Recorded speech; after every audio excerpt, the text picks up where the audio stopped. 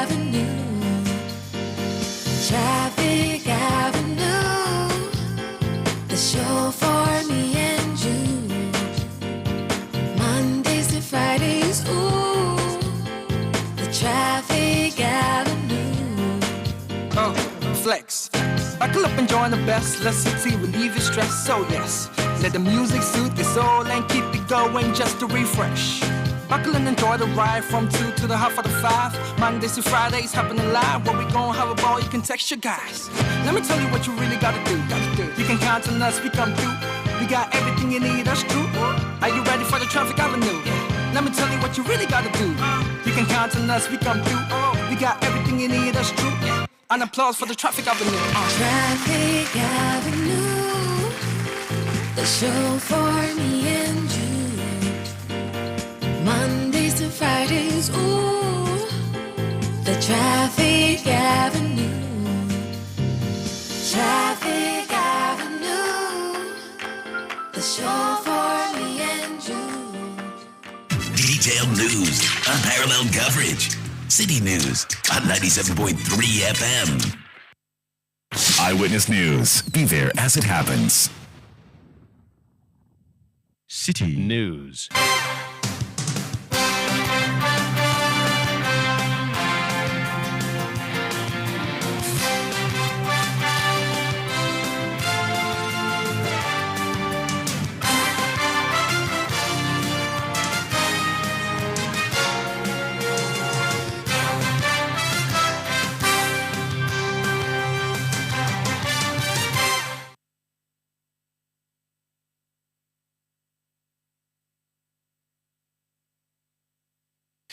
It's 17:30 GMT. This is Eyewitness News on 97.3 City FM. I am Umaru Sanda Amadou, and tonight I'm here with Akosia Oche.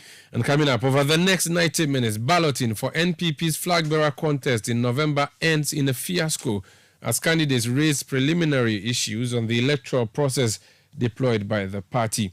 Also coming up, DVLA to phase out old driver's licenses for smart cards. The minority side in Parliament is saying that is an illegality. And later on Eyewitness News, I wish to add my voice to those who have called on the EC to reconsider its decision to restrict the registration exercise to its district offices only. Let me encourage all my comrades in the NDC to put aside every other thing or activity and let's give our maximum attention and focus to this upcoming exercise.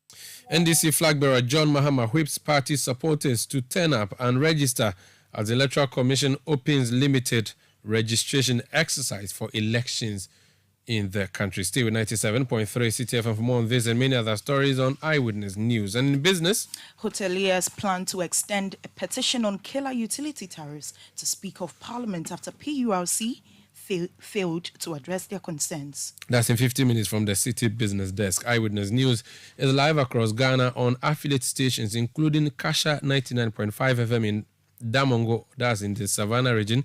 Also on Sela 97.1 FM in Dabala in the Volta region, and Holy 98.5 FM in Aplau, also in the Volta region. We are also live on Orange 107.9 FM and Focus 94.3 FM, both in Kumasi in the Ashanti region.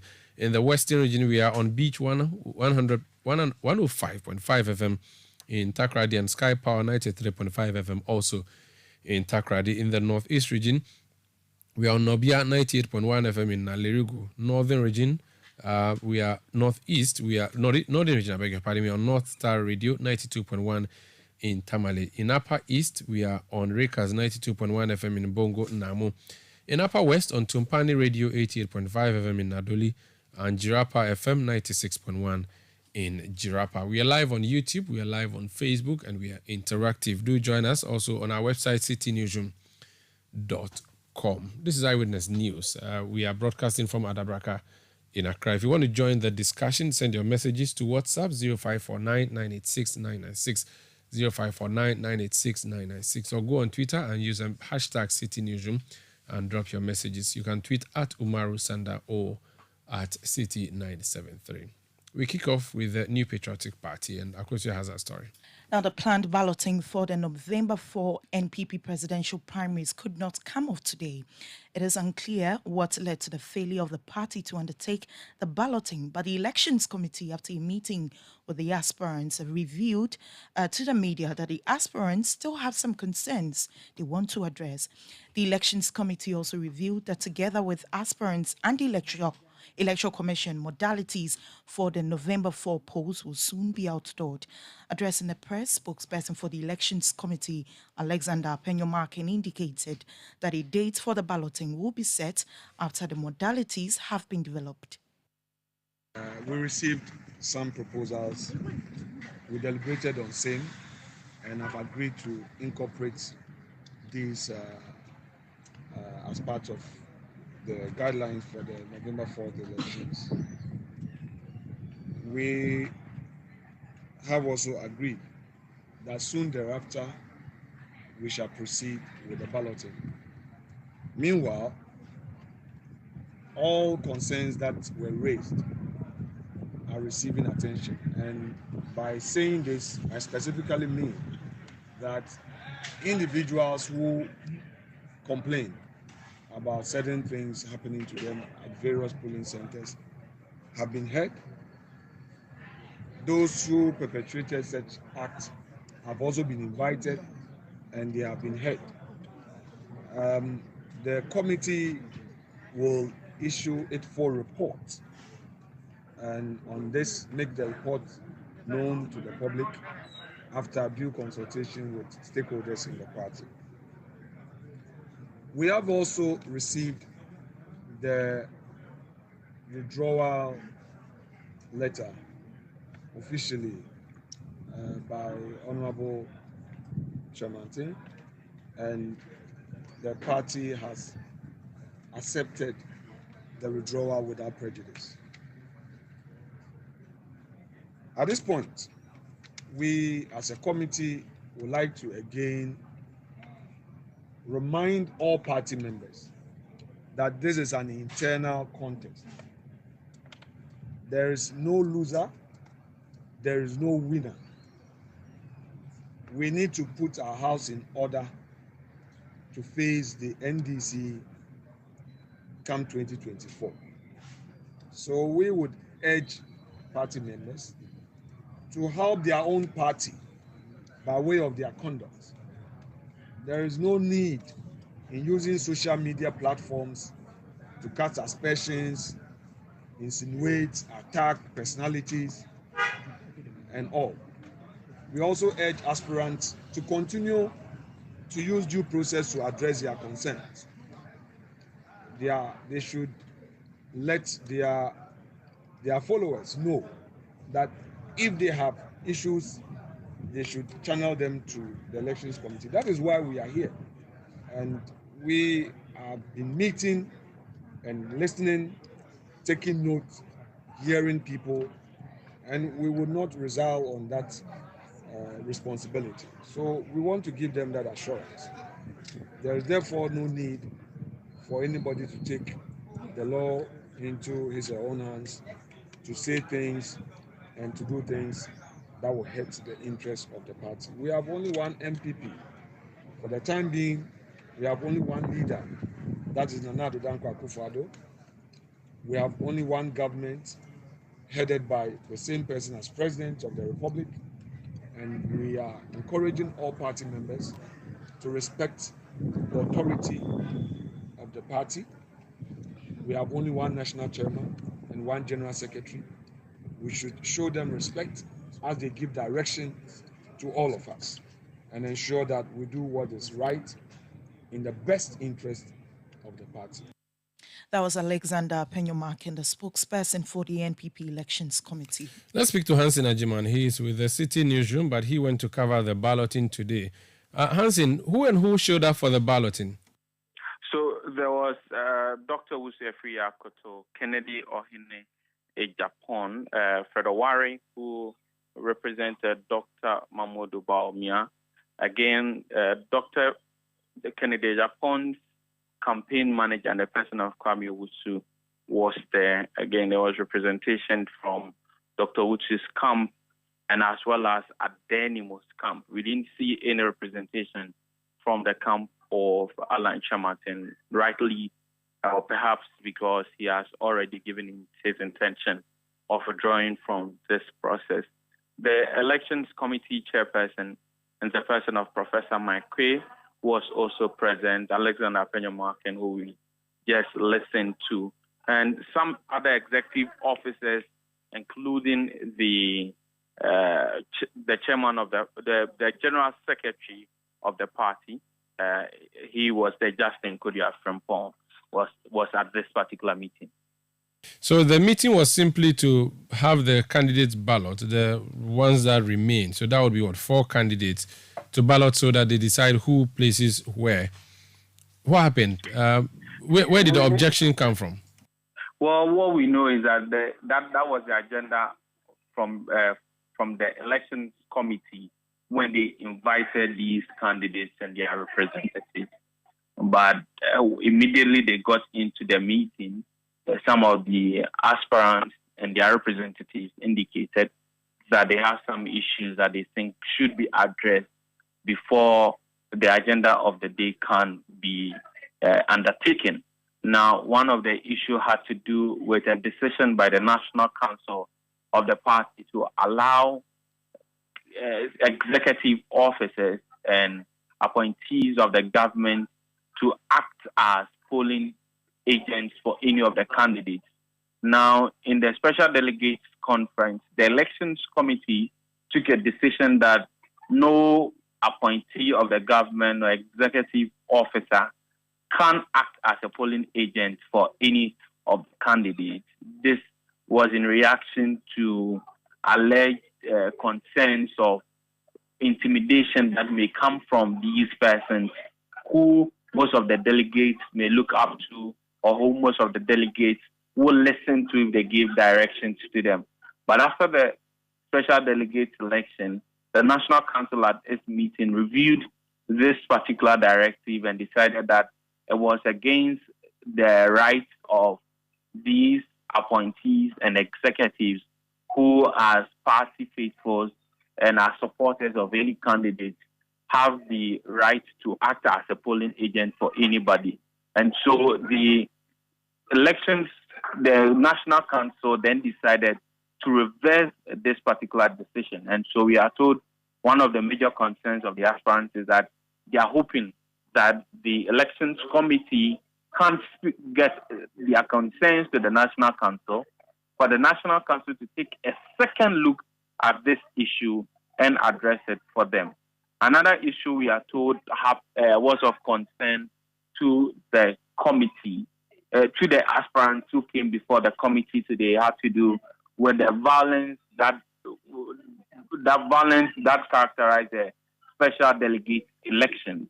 Now, you remember that in the Northeast region, the coordinator of Alan Chamartin was allegedly attacked where he received medical attention.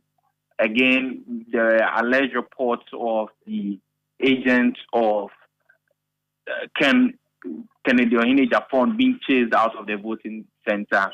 And there were issues of the Ashanti regional youth organizer of the NPP, Raphael Safo, showing his vote to the delegates who had gathered at the voting center.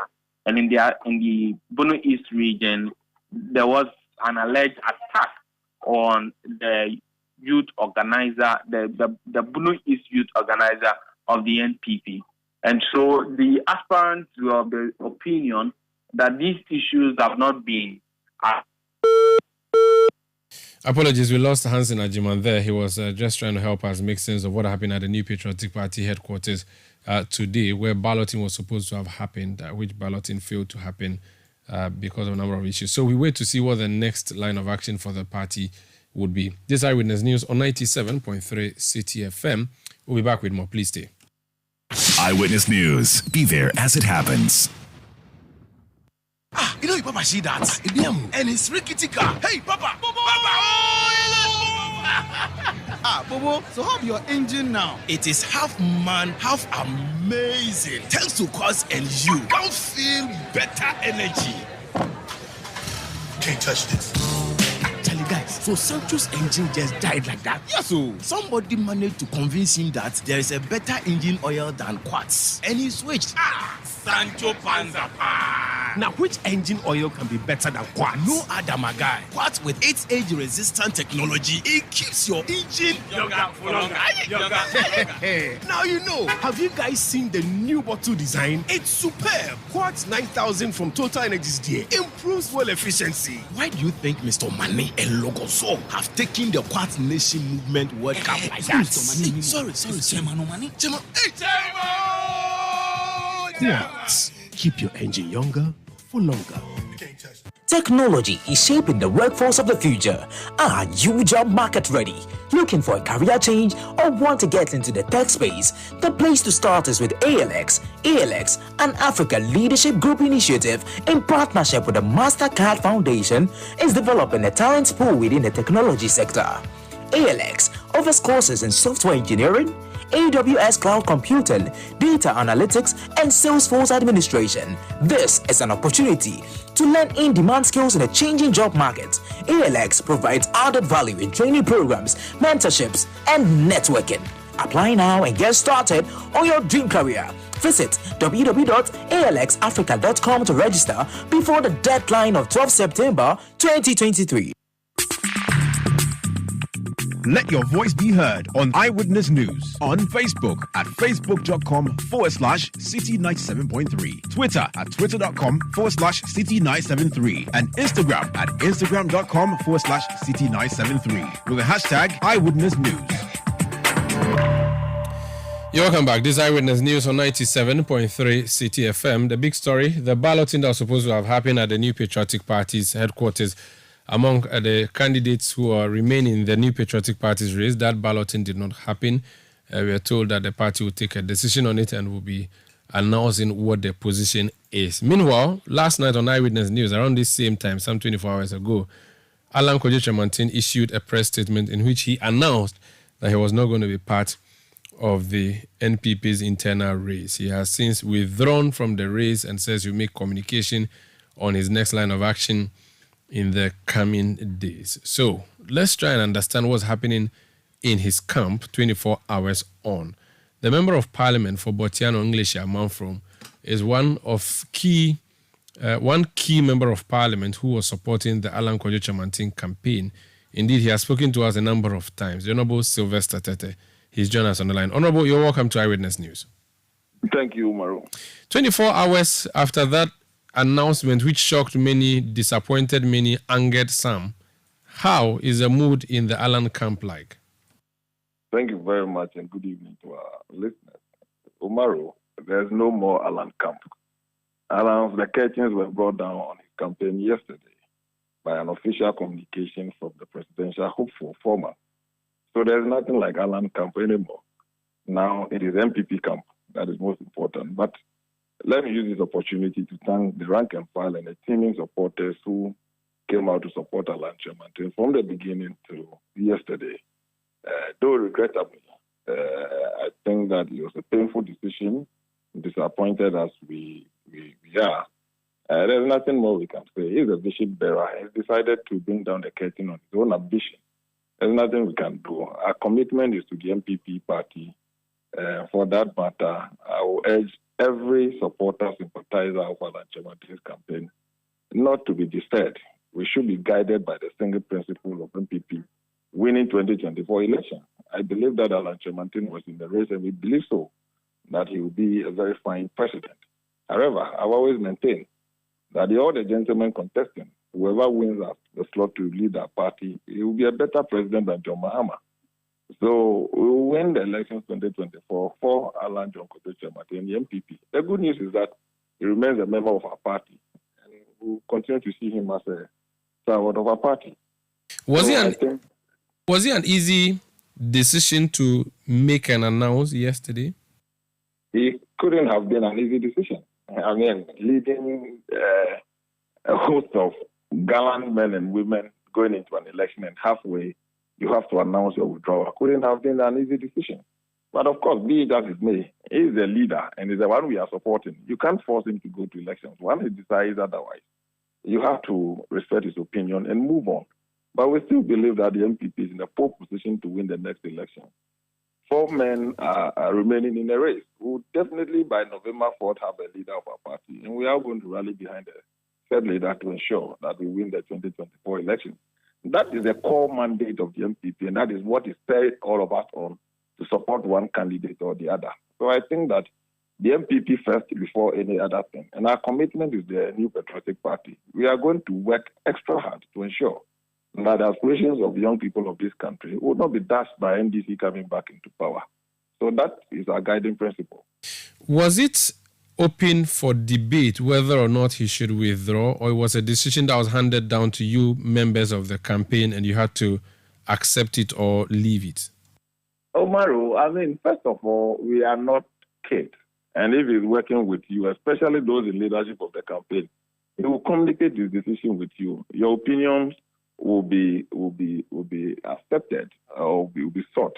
But your opinion cannot be the final. I mean, at the end of the day, he makes the final decision as to whether or not you continue.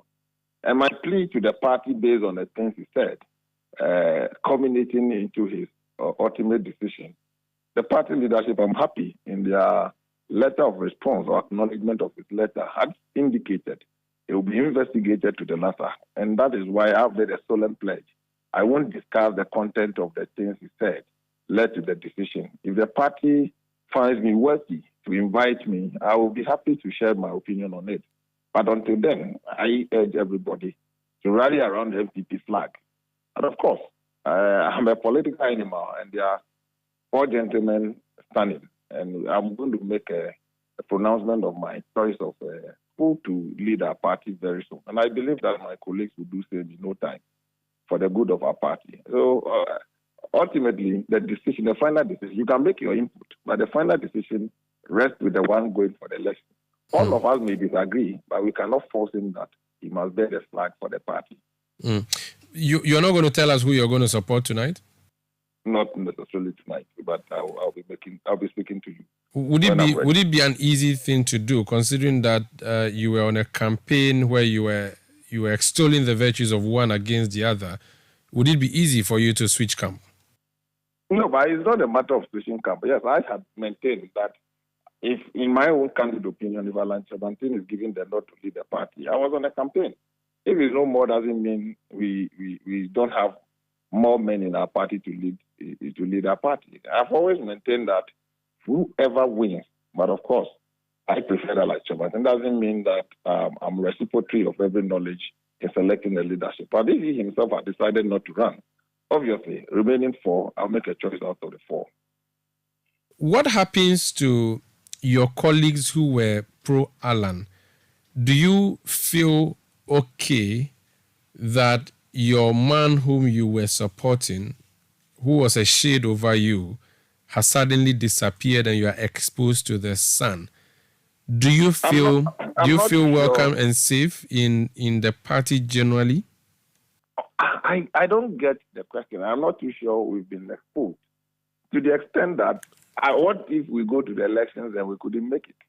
And the 10 going to the election, it was clear to each one of them that there's only one person who was going to win. Unless, of course, you were not covered by the party as it were. Once you are a member of the party and you have not reneged your membership to the party, you are clothed and covered at all material times by the party. Your commitment, like I said, must first be to the party. You may even go into an election, elect a flag bearer. A week or 2 later, the flag bearer may pass or may decide not to run. Doesn't mean you cease to be a member of the party. No. So for me, I don't think that electing a flag bearer gives you that covering. It is the party, the tenant of the party, that gives you that covering. We are going to fight the elections together. Are you saying that if you elect a flag bearer, the person becomes the president?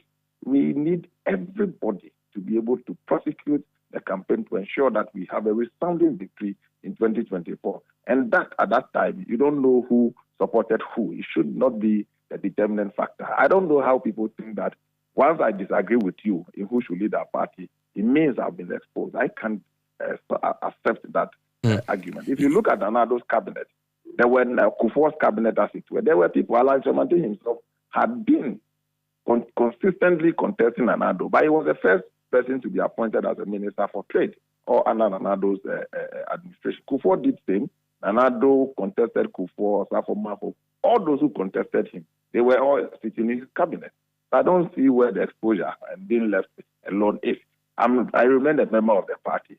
If today I want to see any of the aspirants, I am free to work to see any of the aspirants. There's only one person who is going to win. So that should not be part of our thinking, that once you support somebody yesterday and the person does not win or is no more in the race, doesn't mean that those supporting the Japan cannot come around the party. No. People should disabuse their minds from that. And I don't think that any of the four leaders standing today who wish to make that statement anywhere. And that's an unfortunate statement. Your brother, Sami Oku, is inviting you, and he mentions you by name and says he's inviting you to the DMB camp. Would you accept that invitation? He need not to invite me. Sami doesn't need to invite me. I'm a member of parliament, and I've told you, I'll make my intentions known in due course. I thank him for the invitation. I mean, it's my brother. Likewise, people in other camps. But I think that I'll make a decision in the best interest of our party very soon. You said that Alan was leading a gallant group of men and women into this battle, but he has decided, and ultimately it is his. Would you honestly say that his exit from the party or the exit from the race was done in a gallant way?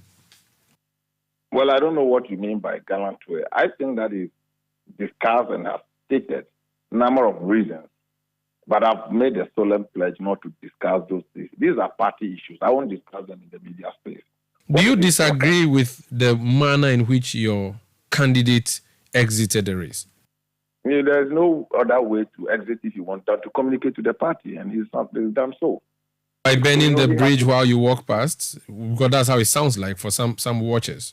I don't know how you can say that that's how it sounds. I'm saying that if you want to exit, just like Ajako did, you communicate to the party. I said I'm disappointed in the decision. However, I respect his opinion. I'm supporting somebody going for election. He says I'm not going again. You fault him. You can't fault him. I've seen presidents resign. After people have spent their money, time, and energy making them president, they resign from the position. So why? It's a personal decision to keep going or not. So that's why we respect his opinion, though disappointed. And I know a number of people who are equally disappointed. People have been wailing all over the country. I mean, what can you do? Their time investment in you. I mean, you couldn't have been celebrating that decision. But however it is, we move on. We move on because we have a viable party that can win power 2024. And ultimately, that is our vision. Our vision is to bring a leader that can win us the election. So we still believe that there's somebody out there who can help us win the election 2024. We are told that prior to the announcement, your camp was divided between those who supported an exit and those who thought you should stay and fight on. Which side of the table were you sitting at? I'm not too sure. You go for a meeting of high caliber of this nature, you come out and say, I was here, this person was here. The ultimate is that the president has made a pronouncement. Let's respect it. Do you think Alan Chemantin still holds any sway in the New Patriotic Party moving forward? Even me, I have my supporters. So Alan Chemantin still is a member of the MPP, and that's the most important thing to me. I mean, withdrawing from the race does not make you anti-MPP. Should it be? Should people see this as a precursor to an ultimate exit because he'll be announcing exit the party eventually? Are you saying to us, hand on heart, that he will not?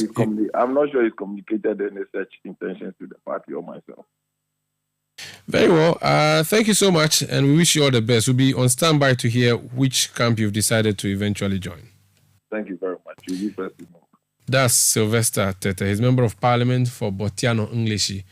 A man from disappointed but respects the decision of Alan Kojo Chemantin. This is Eyewitness News on 97.3 Citi FM. We are coming to you from our studios in Adabraka in Accra. We are also live across the globe on citynewsroom.com. Let me bring some of your messages. Jones Aduboy Inla says, the elimination by rough tactics method used to favor the preferred candidate has now been found out, hence the delay to reschedule the balloting.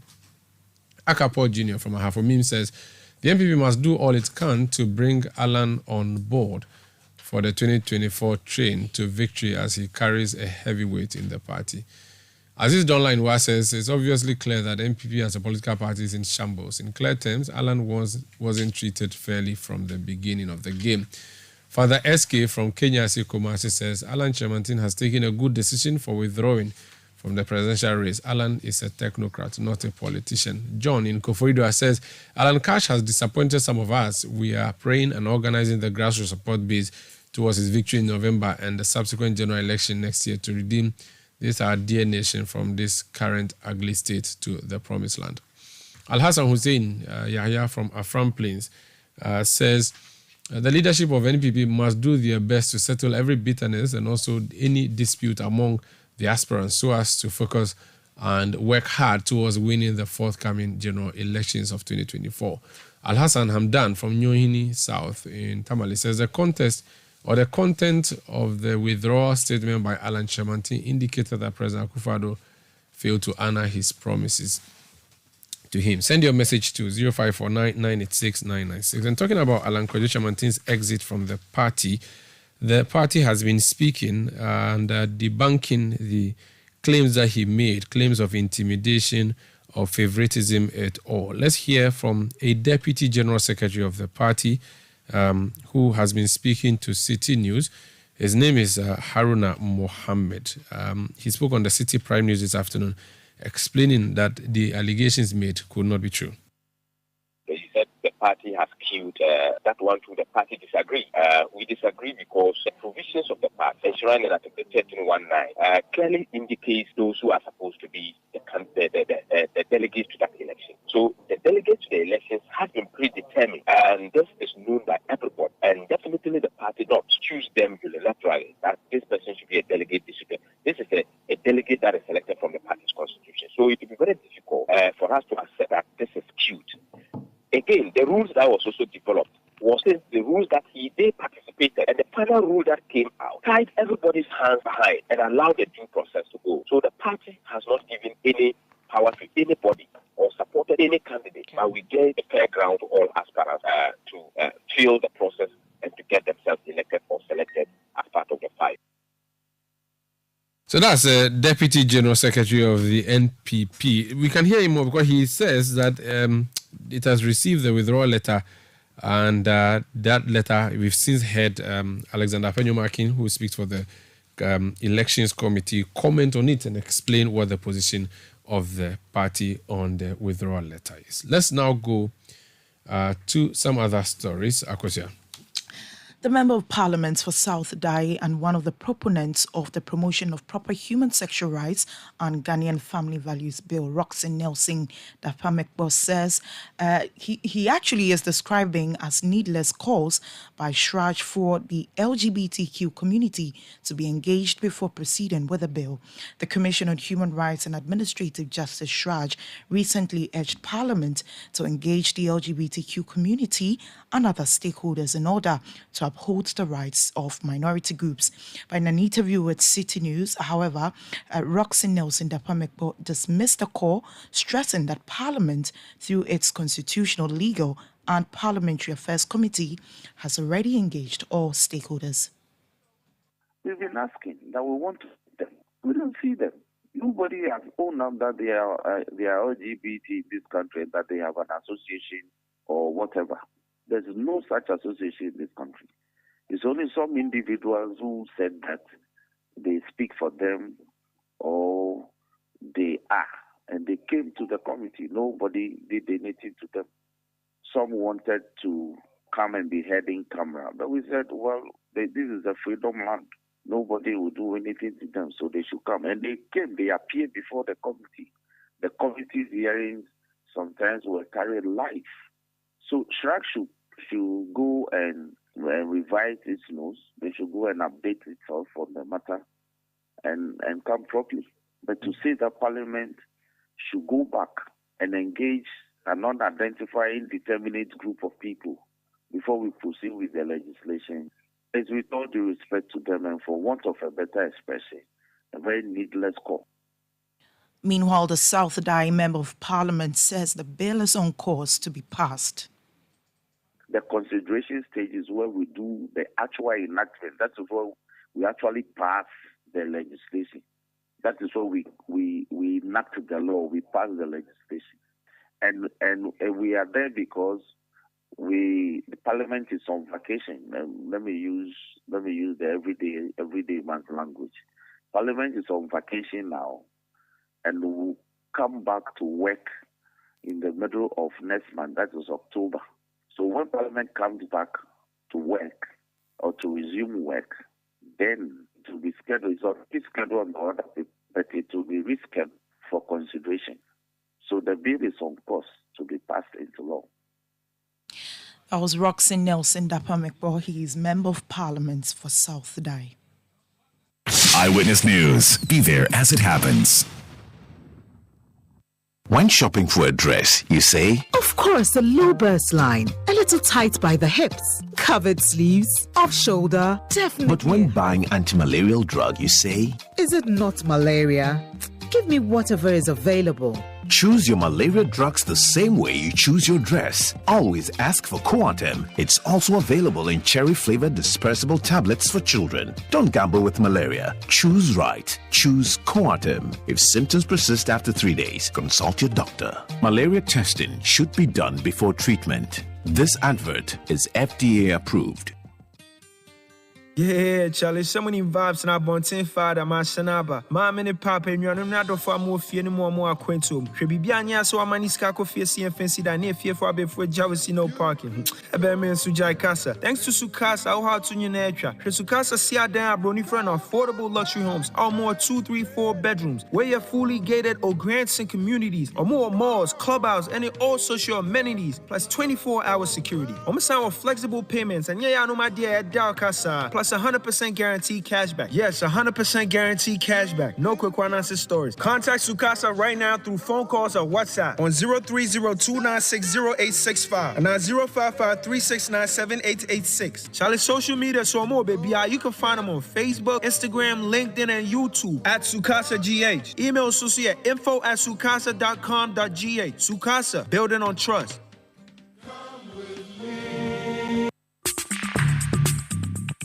Let your voice be heard on Eyewitness News on Facebook at facebook.com/City97.3, Twitter at twitter.com/City973, and Instagram at instagram.com/City973 with the hashtag Eyewitness News. You're welcome back. Now, the Member of Parliament for Doma East, Paul Chumberima, says politicians must refrain from politicizing the judiciary. This comes at the back of a recent claim by the former president and flag bearer of the National Democratic Congress, John Dramani Mahama, that his successor appointed over 80 NPP-inclined judges in the past 6 years. The Doma East legislator says such commentary about the judiciary goes a long way to eroding public confidence in the judiciary. It's about time we focus on our institutions and build them. We don't need to bastardize our institutions and come back and think that they don't have the credibility that we need. It can be. Whether NPP or NDC. Today NPP said this institution is not good. Tomorrow NDC say, and then we come back and say that we want to see these institutions working. How will they work? Clearly, I mean, former president has worked with some of the judges that are there. I mean, I'm sure he appointed some few ones, but we are working with them. So, assuming if MPP decides to bastardize those judges and come here and you want to find, if you go to them, you think that you find a confidence in them, I think we need to take our politics out of certain institutions of this country. Certain aspects of this country must be protected. The sanctity of the judiciary must be protected. The Electoral Commission must be protected. The security sector must be protected. We should not take our political activities to those areas. That was Member of Parliament for Doma East, Paul Chumberima. Now, the flag bearer of the opposition National Democratic Congress, NDC, John Dramani Mahama, has directed all members of the party nationwide to suspend all activities and focus on the upcoming voter registration exercise. The Electoral Commission is scheduled to begin registering new voters from Tuesday, September 12 to Monday, October 2, 2023, in preparation for the district-level elections. John Mahama stressed the importance of active participation in the exercise to ensure transparency and prevent any potential electoral irregularities. He also voices support for calls urging the Electoral Commission to refrain from conducting the pending voters registration exercise only at its district offices. I come before you as the flag bearer of the National Democratic Congress to advocate for a cause, an upcoming exercise that goes to the heart of our democracy. The limited voter registration exercise will give the opportunity to those who have become eligible to vote to place their names on the voters' register. It will also allow for those replacing lost voters' ID cards an opportunity to transfer your vote from where you currently have it to a new polling station. In a nutshell, I'm here to encourage you, wherever you are in Ghana or beyond, that if you do not have a voter ID card, especially if you've just turned 18, please take advantage of this exercise, which starts on September the 12th, 2023. Start making the necessary arrangements to register and get your voter's ID card. My brothers and sisters, our young people, fellow countrymen and women, it is no secret that Ghana, our beloved country, is currently grappling with a severe economic crisis. More than ever before, the lives of our people today are defined by a daily struggle to eke out a living. We're seeing our daily cost of living skyrocket, and job opportunities are becoming more difficult by the day. Our people, the youth, the elderly, drivers, market women, civil servants, security personnel, teachers, journalists, nurses, and doctors are all experiencing a sense of hopelessness on a scale never witnessed in recent memory. This dire situation calls for urgent action, and the most powerful tool at our disposal is our right to vote. President Akufo-Addo and his administration have failed to address the pressing economic challenges they have exerted on the people of our country, misapplying our precious, scarce resources and overspending on their creature comforts and largesse instead of building the critical infrastructure this country needs for job creation and development. Their promises during their campaigns have not been fulfilled, leaving the ordinary Ghanaian burdened with the consequences of their incompetence, cluelessness, and shameless arrogance. Today, some Ghanaians glorify and make excuses for corruption because the NPP has allowed it to permeate every facet of our society. This must never be accepted as the norm. It hinders progress on many fronts, denying our youth of opportunities that should have come their way if state resources were meaningfully applied. Ladies and gentlemen, we cannot afford to let this dire state of affairs continue. Registering and acquiring a voter ID card to vote in the December 2024 presidential and parliamentary elections is not just a basic civic duty, it is an obligation. As a people, our starting point to effect real change in our country is to register and vote. You and I have a collective responsibility to use our votes wisely, to hold our leaders accountable, and demand the change we desperately need. It is the surest way to secure our democracy. The upcoming limited voter registration exercise by the Electoral Commission is therefore an opportunity to start the process towards making your voices heard and shaping the future of our dear country, Ghana. Your vote in 2024 will symbolize your desire for a better Ghana, a determination to overcome the challenges we face, and your commitment to help build the Ghana we want together. A Ghana that guarantees you, your children, your siblings, and our unborn generations a brighter, sustainable future with well-paying jobs. But that will only happen when you acquire a voter's ID card and cast your vote for the NDC in that crucial election on December 7th, 2024. I wish to add my voice to those who have called on the EC to reconsider its decision to restrict the registration exercise to its district offices only. Acquiring a voter ID card affirms one's right to vote and access to a voter ID card should be easy and not limited by location. Every Ghanaian deserves the chance to exercise this democratic right. I strongly urge the Electoral Commission to facilitate the registration exercise in all its electoral areas to allow for easy access and a reduced burden on the citizenry in their quest to register. I challenge the Commission to be more transparent with the processes preceding the start of the limited voter registration exercise, the replacement of voter ID cards, and the transfer of votes. As has been requested in a formal letter to the Commission by the General Secretary of the NDC, we want to know when the names and pictures of the registration supervisors, registration officers, registration assistants, and other officials for the exercise will be published at the district level as stipulated by the EC regulations. We've also requested information on the exact number and distribution of workstations, registration kits, and other logistics to be used in the exercise. It is also our very strong recommendation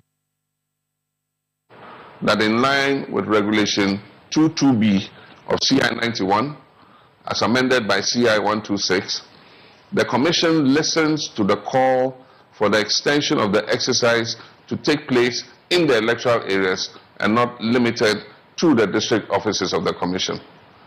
This will curb many inconveniences, including transportation, lack of money to move from distant locations, and access. At this point, let me encourage all my comrades in the NDC to put aside every other thing or activity, and let's give our maximum attention and focus to this upcoming exercise. Let me urge all my fellow citizens, especially the youth, to take this exercise very seriously. It is your opportunity to hold your leaders accountable. It is about your rights. It is about your future. It is about our dear nation, Ghana. Let us join hands and work together towards building the Ghana we want. That was former president and flag bearer of the National Democratic Congress, John Dramani Mahama.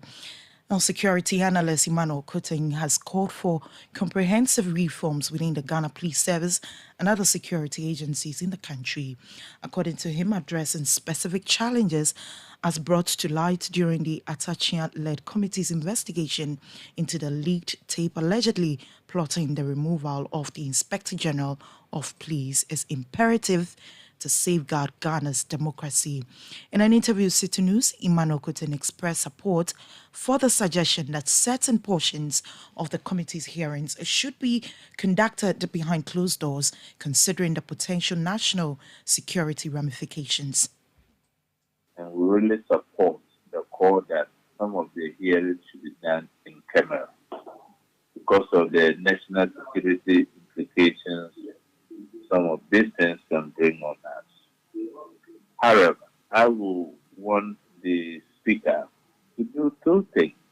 Either extend the scope of terms of reference for the ACOG committee or altogether establish a commission of inquiry that has prosecutorial power, a bipartisan one for that matter. Because the issues before us, if we don't properly manage it, it risks affecting our democracy. It's not only the senior police officers who are overly particular, but the police as an institution is viewed in that light, given what has come up. And no perception goes a long way to affect the administration of all the institutions. And I dare say that the police as an institution, they are not alone. The same things are happening within the military, the fire service, the immigration service, and the customs. If we go by the tangents we are going and we don't look at reforms, and I'm afraid it could turn a very serious security challenge to our fledgling democracy. You heard the security analyst Emmanuel Kutin calling for security reforms in the country. Now, management of the Ghana Water Company Limited, GWCL, has condemned recent attacks on its field operatives in the eastern region. According to the water company, staff who go out to either read meters or embark on disconnection exercises as mandated by law often receive messages threatening their lives, and in some cases, wild dogs are unleashed on them by customers. Early this week, a woman in Koforidua was seen in a video assaulting a staff of the water company who disconnected her meter over debts owed the company. Reacting to this, the Eastern Regional Public Relations Officer for the Ghana Water Company Limited, Kwejo Dase, says he condemns the attacks and called on the police to seriously deal with the situation. In fact, it's worrying. It's worrying. I mean, whereby in there are cases, just for that one there, whereby dogs are unleashed, wild dogs are unleashed. The person will just enter the house, and then the person will just pass back, the back door and go and release the dog from the cage. And in fact, there have been several cases where our customers have had damages to their bodies due to dog bites. And in fact, it's really, really worrying. It's really, really worrying. All stakeholders, especially the public, should condemn this act. The security agencies should take this issue serious whenever we report to them. In fact, it's really, really worrying. We don't want to have that situation whereby maybe a staff is attacked and then the company will turn its back in terms of supplying or in terms of serving the people with maybe water. Eastern Regional Public Relations Officer of the Ghana Water Company Limited, Kwejo Dase. This is Eyewitness News on 97.3 Citi FM. The Driver and Vehicle Licensing Authority is planning something at the DVLA. It has to do with the driver's license. We're told that the authority is phasing out old driver's licenses for smart cards. That story is on citynewsroom.com. Let's speak to Kafui Semevo. He is the director in charge of driver training, testing and licensing at the Driver and Vehicle Licensing Authority, DVLA. Mr. Semevo, you're welcome to Eyewitness News. Thank you and good evening to your listeners. Explain this idea to us, please. We currently have licenses which are just cards in our hands. What new thing are you introducing?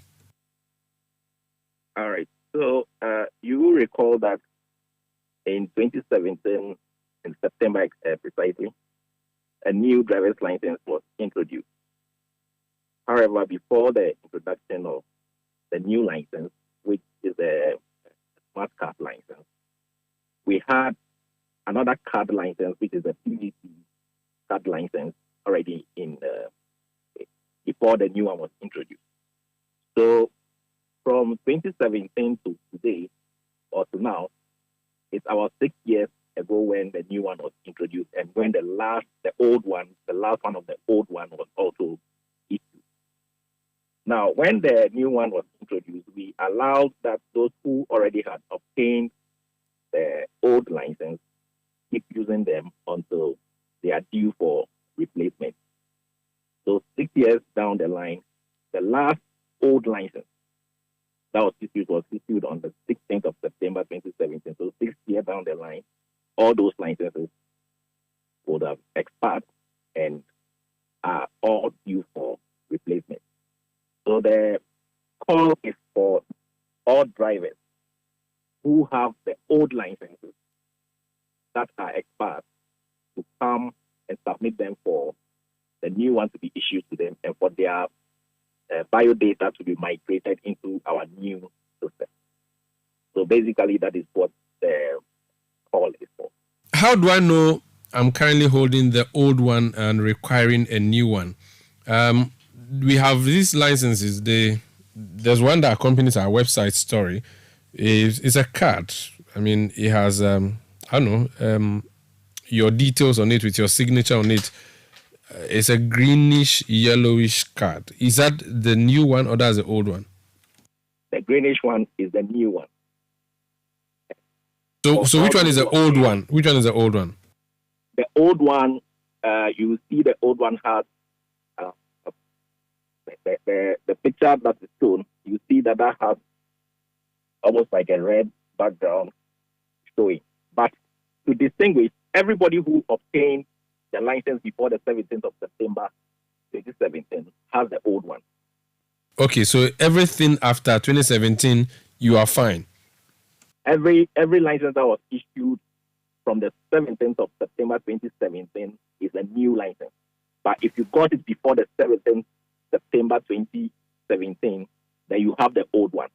Okay. So for you to check, you can check the expiry date on the front page of the license, and you see that if it is the date is due, then you just have to submit it. For those who have done the renewals, because you are required to do the renewals every 2 years. So for those who have done the 2 renewals, you will see 2 stickers behind the license. And then the third date is the one in front, which is the expiry date. And once that is due, we are calling that you submit the license for the migration to be done and for the new one to be issued to you. So you are expecting me to submit the license when it expires so that you give me a new one. It's not as if you are asking all of us to just bring our licenses. No, so the line is this. For those who have the old one that are expiring, once it expires, you submit for replacement. Then those who have the new one, you just have to check your date and do the renewal. So the renewal dates are behind the new license. Now, I have a license before me that was issued 2019, June 2019. And at the back, the first date is 2021, June. And then the second date is 2023, June. Such a person, what do they have to do? So the first one, which is 2021, the such holder would have gone for the first sticker to be affixed. Then the 2023, you go again for the sticker to be affixed. So if this 2023 was not June, but rather November, should that person bring the license now, or they should wait till November to bring their license? The law permits you to renew 1 month ahead of time. That is if No, I'm talking in terms of your decision to change. Are you asking people to bring their licenses even before the date of renewal is due, or they can keep it and wait when the date of renewal is due, then they bring it and do the changing? So you bring it when the renewal is due. Okay. Under what law are you doing this new phasing out? Parliament, and for that matter, the minority side says that you ought to get approval from them. You have not done that. So under what mandate are you doing this? So if you look at LI 2180, driver's licenses are supposed to be renewed when they expire. So from what I said earlier, the last license of the old one was issued on 16th of September 2017. So definitely after the 16th of September this year, if you had a license that was issued, that license is expired. And all those who were issued with the old one, all their licenses would have been expired from the 16th of September. So the renewal is what will lead to you being migrated into the new license. Okay, thank you so much. Very well. Now, so when you say people should submit them for renewal, it's going to be an automatic process. You are saying then that you don't need parliamentary approval for this, right? So already the Parliament has passed a law that requires you to renew your driver's license. But you see, you are introducing a new card because you use the word phase out. If you are phasing out, it means you are phasing in. The new cards you are bringing in will require some new biometric data that will be captured from people and all of that. Perhaps that's why Parliament wants you to come and check in with them. Okay, so I mentioned that in 2017 we introduced a new card. So we had already introduced that card. But at the time we were introducing, some drivers had already been issued the new one. And because it was not introduced at the beginning of the year, people had the old one issued in 2017. So those are the drivers we are calling upon to have their licenses replaced after the September date. What would be significantly different from the old in the new cards you are introducing? The new card that was introduced in 2017 has more enhanced security features than this. The biometrics that were than the old one, the biometrics that were captured conforms to the NIA database, and also that the new database affords us the opportunity to interface with NIA for verification and for service provision purposes. Very well. Thank you for speaking to us. We'll come back to you in subsequent days for further details on this. Thank you. That's the gentleman in charge of... Okay, so he's the director in charge of driver training, testing, and licensing at the DVLA. His name is Kafui Semevo. This is Eyewitness News on 97.3 Citi FM. We'll be back with more. Please stay. Let your voice be heard on Eyewitness News on Facebook at facebook.com/Citi97.3, Twitter at twitter.com/Citi973, and Instagram at instagram.com/Citi973 with the hashtag Eyewitness News. Get the details. Every significant financial transaction, every market movement, and all the policies that affect your business. Citi Business News. Be informed. It's time for Citi Business News on Eyewitness News, powered by citibusinessnews.com. My name is Akosia Otre. Let's settle for the details. The Ghana Hotels Association is considering petitioning the Speaker of Parliament over the hike in utility tariffs, which is crippling their businesses. The Hotel Association on August 28 petitioned the Public Utilities Regulatory Authority, that's PURC, over the high bills. They are also demanding the PURC resolves anomalies in the water tariff, which shot up astronomically to 167% between February and May this year. But a week after the petition, the hoteliers say the explanation from the regulator is not satisfactory. Speaking to Citi Business News, President of the Hotels Association, Dr. Edward Akanyameke, said the group is opting for this next line of action because their concerns have not been addressed. In their response, PUS is saying that they announced some categorization, new categorization in May 2023, which we are opposed to. And I'd like to separate those two things because it will be better that we deal with this February, March, April, May issue different from the new category that they have placed us, which is the commercial category, because we are against even that migration from the non-residential category to the commercial category. So I must say the letter they have written does not address anything at all, does not address the petition we sent to them. And we are going to move further with this matter. The next stage will be to petition the Speaker of Parliament. That was Dr. Edward Aka, who is the president of the Ghana Hotels Association. Now, ahead of government's announcement of the 2023-2024 Farmgate Prize for cocoa, the Ghana Civil Society Cocoa Platform is projecting an increase of producer price from the current 800 Ghana cedis to 1,380 cedis per bag of cocoa beans. This projection, according to the platform, was arrived after a consideration of the prevailing rates on the international market. Now, Cocoa Board is scheduled to announce the new price for cocoa for 2023-2024 season this week, earlier than the original date scheduled for October. Now, speaking at a press conference here in Accra, founder of Cocoa in Ma, that's Letitia Yankee, impressed on Cocoa Board to offer good price for cocoa farmers. Based on the working assumption of the Producer Price Review Committee, PRRC, which aims at ensuring that Farmgate price is pegged at a minimum of 70% of the net free on board FOB price cocoa beans. GCPP is of the firm opinion that farmers in Ghana should be receiving a minimum of 22,080 Ghana cedis per ton, which is equivalent to 1,380 Ghana cedis per bag. That is 62.5 kilogram of cocoa beans. This figure was arrived at using the lowest projected values available, including the LID of $400 per ton as agreed. The current International Cocoa Organization, ICCO, World Cocoa Market Price, which averages New York and London futures, stands at $3,647 per ton of cocoa beans. We also acknowledge that there has been a drastic drop in the origin differential or country premium from over $400 to a current $25. Letitia Yankee is a founder of Cocoa Ima, that's a company registered as a member of the Ghana Civil Society Cocoa Platform.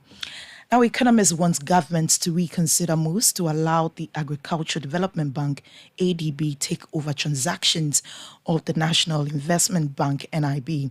Now, government has said it can no longer provide support to the operations of the investment bank. But economist Professor John Gachi tells City Business News that ADB is not financially capable to accept the new responsibility. As such, government should rather adopt new strategies to advance financial support to NIB. There's going to be a lot of implication. There is going to be a lot of impairment of NIB assets. There are a lot of liabilities. As we speak now, NIB is not reporting on its financials. It's just there. So as to how this will have effects on the asset that will be taken over, we do not know the details, whether some assets will be separated for other reasons, whether some liabilities will be separated for other reasons, or ADB would be taking over all those liabilities. Professor John Gachi rather recommended the recapitalization of NIB. It's just a matter of raising the finances that the NIB needs. And there have been various strategies to use to do that. So I wouldn't want to go into that. But the government has failed over time to deploy those strategies. And that is where NIB continue to go down up to this level. If government want to finance NIB now, it comes with a huge cost. And also there is a failure of a strategy that was used. And we complain about those strategies, but the government didn't pay heed to it. For example, they told us that they were bringing in GATT for GATT to provide finances and investment into NIB, and that will resuscitate NIB. As we speak now, that is not working. So I think the only strategy is the government to front the investment into NIB. You had the economist and dean of the University of Cape Coast Business School, Professor John Gachi. Now, government has been admonished to deepen collaboration between the Ghana Revenue Authority and the Metropolitan Municipal and District Assemblies to rake in more revenue from property rates.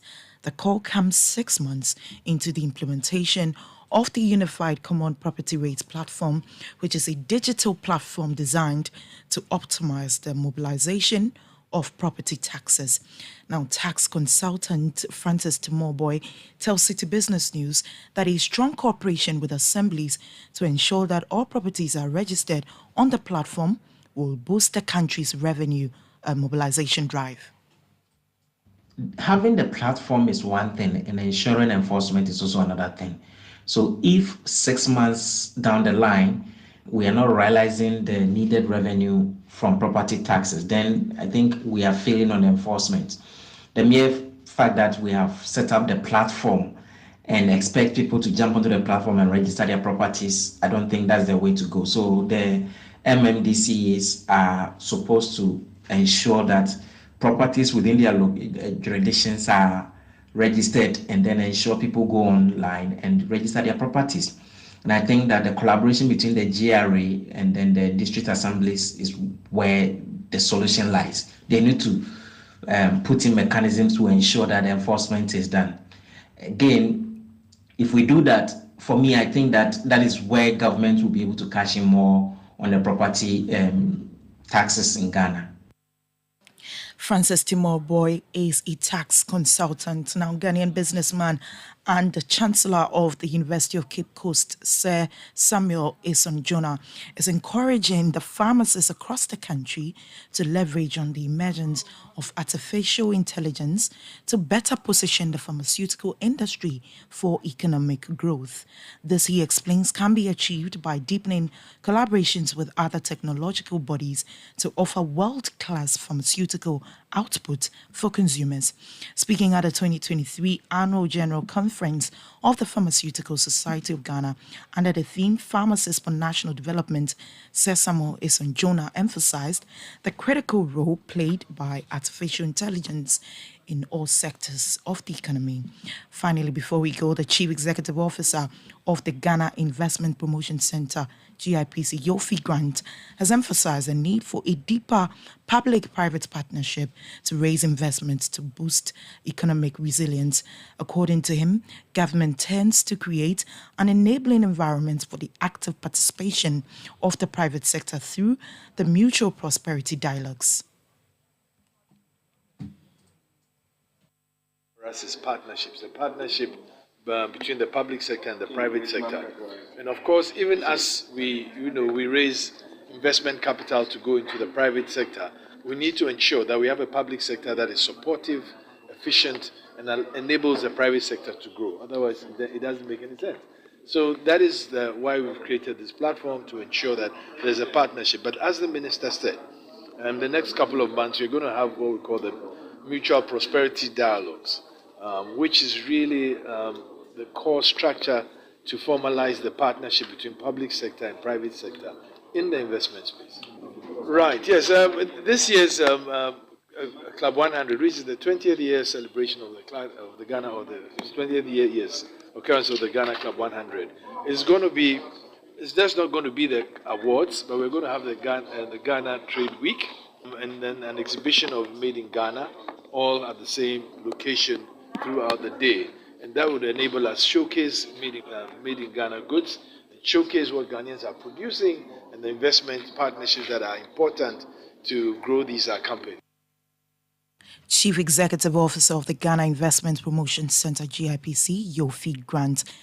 Ending City Business News on Eyewitness News. It was powered by your most comprehensive business website, citybusinessnews.com. My name is Akosia Optre. Up next is Point Blank.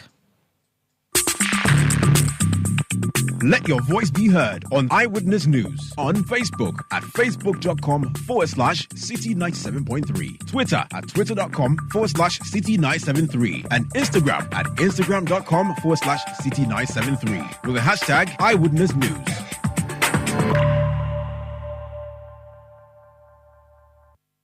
You know, Papa, see that? And it's rickety car. Hey, Papa! Bobo, so how your engine now? It is half man, half amazing. Thanks to Quartz and you can feel better energy. Can't touch this.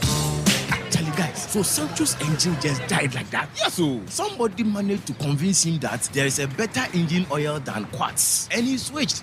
Sancho Panza. Now, which engine oil can be better than Quartz? No other, my guy. Quartz with its age-resistant technology, it keeps your engine younger for longer.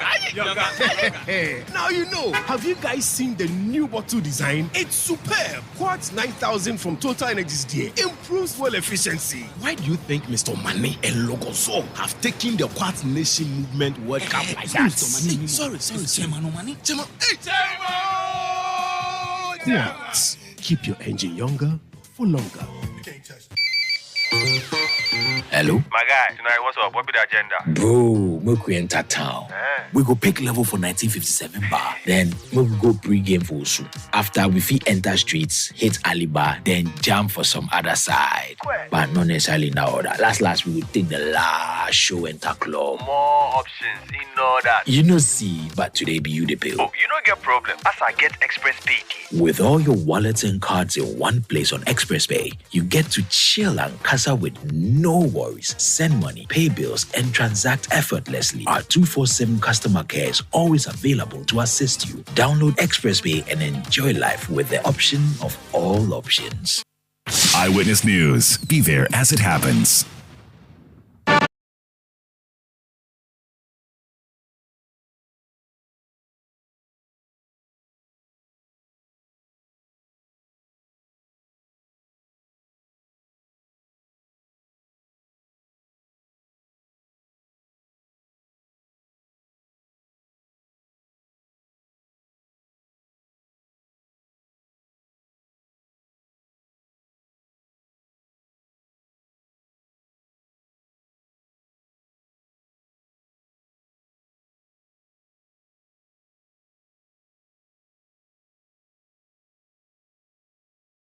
You're welcome back. This Point Blank on Eyewitness News. My name is Umaru Sandamani. The National Democratic Congress has been re-strategizing, appointing directors and other officers ahead of the contest in 2024.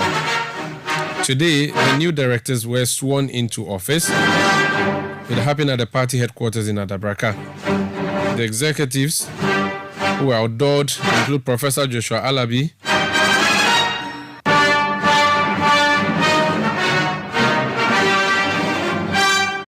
Edward Omani Boama, Eduji Kujo Tamaklo, among others. The swearing-in was done by chairman of the party, Johnson Asedun Ketia. He spoke at the event, so did Fifi Fiavikwiti, General Secretary of the party. Let's listen to them both.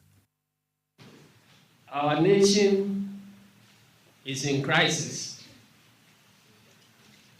And as the words of our party national anthem goes, that arise, arise, arise for Ghana, ye patriots of the land, towards a secure future development, our goal.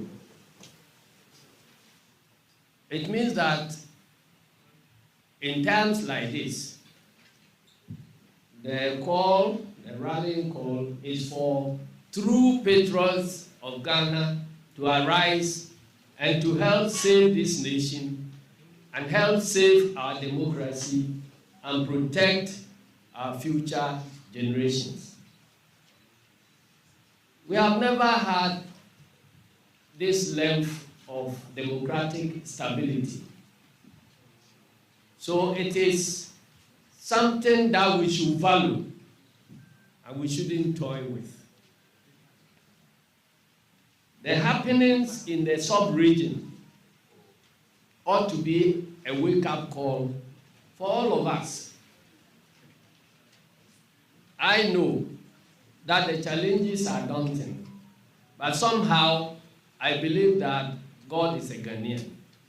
And so we shall overcome and we will survive and protect this, our stability. But before we can do that, patriots must arise, act and speak with courage, and say the unpleasant things that ought to be said. Take the unpleasant actions that ought to be taken so that we can prevent worse things from happening. Talking about our democracy, we have never come this low, where as a country we are unable to service our debts, let alone to pay. We have never come this low, where corruption in government has become like an American buffet. Eat all you can for $10. So once you pay the gate fee, which is an appointment from the Nana Akufo-Addo's government, you enter there and eat everything you can. In fact, if you allow yourself to be outdone in the race to amass wealth from the system, then you blame yourself. That is how things are going now. We are at a point where our nation's central bank, on paper, does not exist. We are at a stage where our security services have been politically compromised. If you watch the proceedings from the parliamentary committee investigating the leak tape, and you are a true Ghanaian, you weep for the Ghana Police Service. That how did we come here? Parliament has not had the opportunity to investigate anything or any leak tape from the armed forces. But I believe sincerely that if there were any lead tape to be investigated from there, the stories that will emerge will be equally worrying.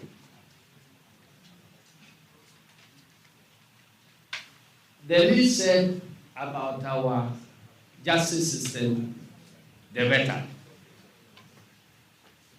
And in all this, what helps to stabilize nations in crises like this is the freedom to demonstrate. Because when people are frustrated and they get the opportunity to vent out their feelings, it's a way of preventing explosion. But that right too is being trampled upon. It's like blowing air into a balloon and there is no vent for the air to come out. What will happen? And the most explosive and unpredictable segment of our population is the teenage group, the youth. And they are the most frustrated lot in this country. They don't have jobs, and at least they should have been content with the opportunity to change government and install the government they like. But what are we seeing? This is the opportunity for them to register and participate in the voting. And once again, the machinations that are happening, they are all geared towards limiting access to the exercise of that democratic right. So if people are frustrated, because in a democracy, we choose our leaders. The right of self-determination is one of the most important rights in a democracy. So, because when we choose our leaders, we give them our mandate to do things to serve us. We give them the right to arrest us when we go wrong. We give them the right to exact taxes from us and use the taxes to provide for our needs. We give them the right to provide security for all of us. If that right to provide security is turned into a right to abuse us with that security, and we don't have anywhere to turn to,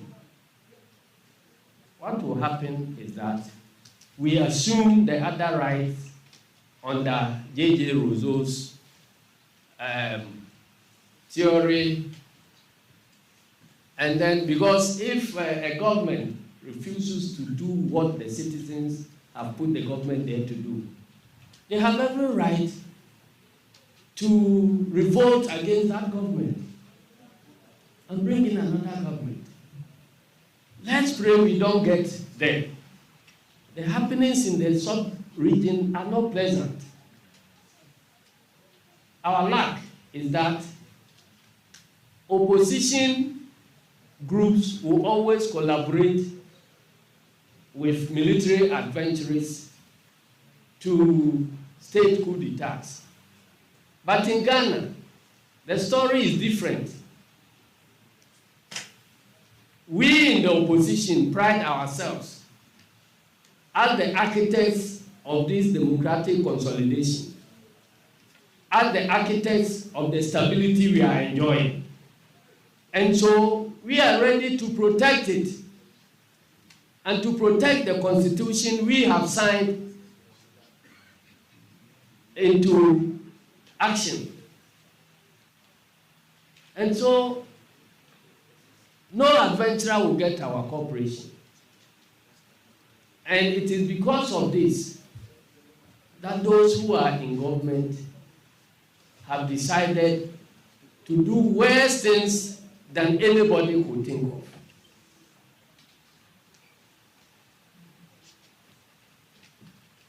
And so let us rise up and speak out to save this democracy. The youth may get out of our control because they don't have jobs, they are the most frustrated, and they want to effect changes in their circumstances through changes in government.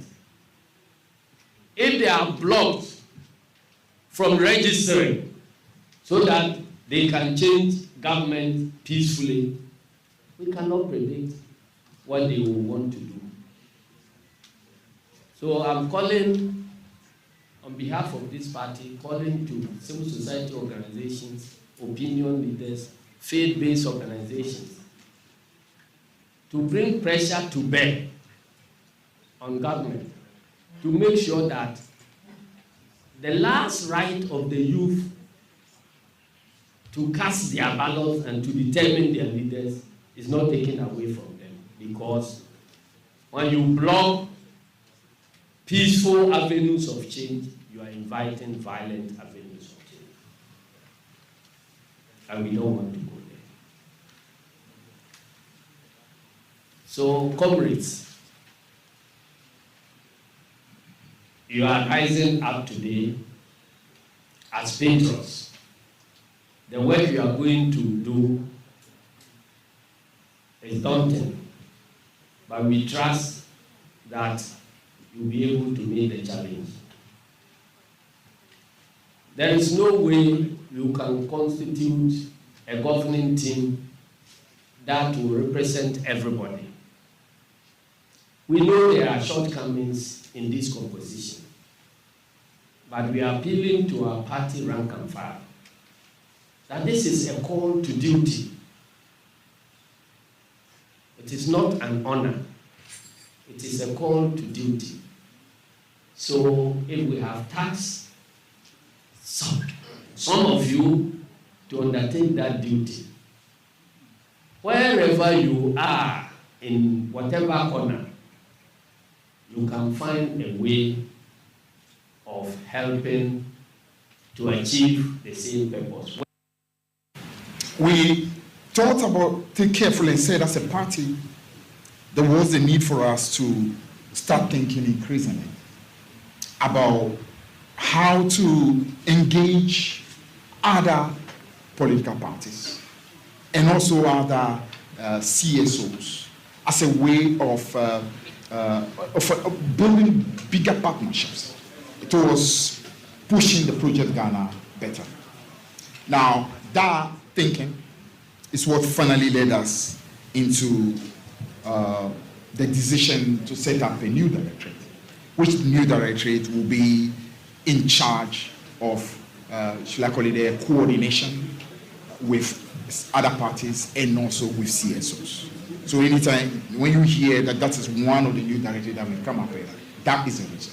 It's a big political party, but we believe that we need to work with other groups. We need to also collaborate and have great partnership with a lot of the CSOs and bring together a synergy that will be able to help us achieve our dreams and ambitions even better. So that's the reason behind the coming of the new directorate that we are calling the directorate in charge of CSOs and interparties. Now we also realized that there was the need for a directorate because as a political party, you know, human organization, almost on a daily basis, it's conflict upon conflict upon conflict. Our process many of these years was to set up committees that could sit on some of these issues in order to resolve them. That will continue. But we think that it is such an important thing, and the party needed to have a directorate that on a day-to-day basis will be able to monitor what is going on from branches through constituency to the region to the national level, and be able to put together ideas, recommendations, or even ways in which some of these can actually be prevented. sometime before even the conflict emerge, they will be in a position to say, listen, if we can do this and that, we can nip some of this into the, we take care of them even before they emerge. So that is the reason behind the decision to have a new directorate that will be in charge of conflict resolution. Now, welfare in a political party is critical. There are many instances where members of our party, people who have served this party with dedication, after they move into the sunset, often if you are not careful, they tend to be forgotten.